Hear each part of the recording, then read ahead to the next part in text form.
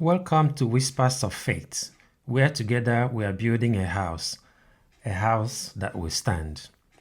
It's a 10-part series. Part 1, The Draftman's Table. It listens before it speaks, waits before it moves, and trusts before it knows.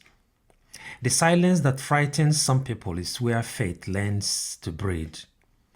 Our reference scripture is Psalm 127 verse 1. Unless the Lord builds the house, the builders labor in vain. Every house begins in silence, with a sheet of paper, a pencil, and a ruler, with no hammer, no footsteps, and no noise, only a design on paper. Faith begins the same way. Before our first prayer rises like the first walls of a house, God brings us to the table. There, in quiet, He reveals His idea of what the heart could become: a dwelling, a sanctuary, a place where heaven meets earth. The silence has a purpose. It teaches us to listen, to follow the lines of a plan we didn't draw, and to discover that sometimes silence speaks louder than miracles. A builder who ignores the drawing always builds twice.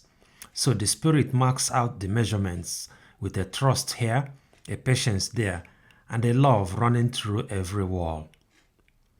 It doesn't look like much at the first time, just lines and measurements. But that is how every strong house begins. Faith accepts this humble start as it stands in an empty plot of land, holding only a plan, but knowing that when God draws, He intends to build. Every faint line is a promise waiting for obedience to bring it to view. And the hardest work of faith is not in doing, it's in listening and in hearing. On the ordinary, noise rushes to build quickly, but wisdom waits until the drawing is made clear. Some call that waiting a delay, but heaven calls it diligence. So, if your season feels silent, don't break ground too soon. The silence may be the sound of God unrolling His plan, showing where peace will rest, where forgiveness will flow, and where mercy will walk through the door. When you finally rise from that quiet draftsman's table, you don't carry paper anymore. You now carry destiny.